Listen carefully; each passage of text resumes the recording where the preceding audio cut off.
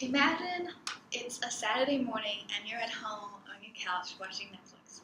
And you're watching an old Russian movie with classic cowboys and Indians. And you watch an exhilarating scene where the main hero is racing on horseback to save his damsel in distress. And you think to yourself, wow, I wish I could do that. Well, you can if you join the exciting world of equestrians. I'm here today to inform you on how to prepare yourself and your horse to ride, how to control a 2,000-pound animal, and the different types of riding. The first thing that you want to do is choose an appropriate horse to ride. You need a horse that is not too young and who is broken in, which in layman's terms means properly trained to ride. If you choose a horse that is too young or undertrained, you may get bucked off, which is something that I can tell you from experience. Now I ride this horse here, who is an Appaloosa, and he's 11 years old and very well trained, opposed to his brother, seen in this picture, that is younger and not trained. After you have a horse that you are going to ride, you want to properly groom him before saddling him up. A horse is much like a car in the fact that they need daily maintenance to keep them running. So the first thing you're going to do is get your brush, which is seen here. It's specifically for horses, and you want to brush anywhere that the saddle may cover, including other areas if your horse is especially dirty that day. Once you are done cleaning him, you are ready to saddle up. First, you want to start with your saddle pads. They go between the saddle and the horse and provide comfort for the horse. They go along his hump of his back, which is seen in this picture here. And then you want to pick which saddle you're going to use that day, depending on the type of riding that you're going to do. You have your English and your Western saddles. This is an English saddle and this is a Western saddle. Then you need to tighten it up using the girth. The girth is seen here and here. Next, you want to add your reins. Your reins are typically the same no matter what type of riding you're doing, unless you are neck reining, in which your reins will be especially long. After you have all this equipment done, you are ready to ride. So after mounting your horse,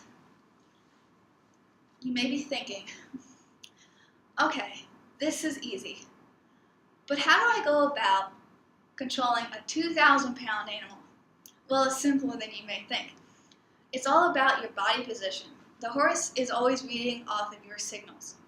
You need to keep your chin up, your back straight, and your arms tucked in, unless you want to look like a turkey who's trying to take flight.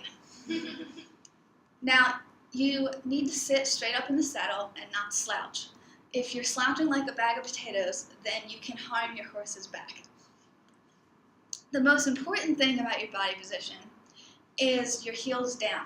You must always keep your heels down in the stirrups to increase your balance and to increase your control so you don't accidentally kick your horse.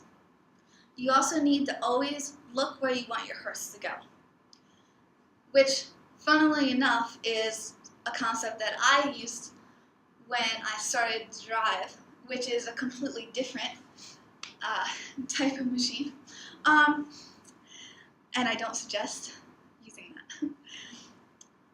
Now, if you want to get your horse started, you need a kick and a cluck.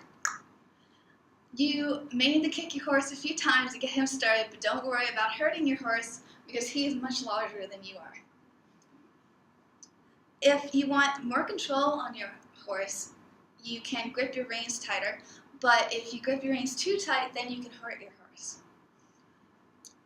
If you remember that the horse is always feeding off of your body language and that you remain in control, then you will be in control of your horse. Now, there are different types of riding, but they mostly fall into two categories, and that is English or Western riding. Western riding developed from the cowboys who needed to herd their cattle. They created the Western saddle because it was more comfortable over long periods of time on rough terrain. The English riding developed from traditions and equipment that the Europeans used in their military style. They both have the same types of movements involved with them, including walking, jogging, trotting, cantering, and galloping. They also have unique movements involved with them. The Western style includes neck reining, roping, and cattle herding, and the English style can include jumping, hunting, and backing up. The English saddle has stirrups that are higher up on the saddle for jumping. There is also a newer style of riding that's developed, which is rodeo styles, which can include barrel racing, steer wrestling, and other types of circus performances and tricks, including standing up in your saddle. Have you ever wished to fly or to feel like you're floating on air? There is only one experience in my life that I can equate with this feeling, and that is racing down a fence post in full gallop with the wind hitting your face on a warm summer day. Horseback riding can make you feel like you've grown wings and taken flight. It is a thrilling experience that I wish you all would try. If you are interested in horseback riding, there are many local farms that provide you with lessons, including Colebrook Stables in Manheim, Rowdy Ranch in Newville, and many others that are close by.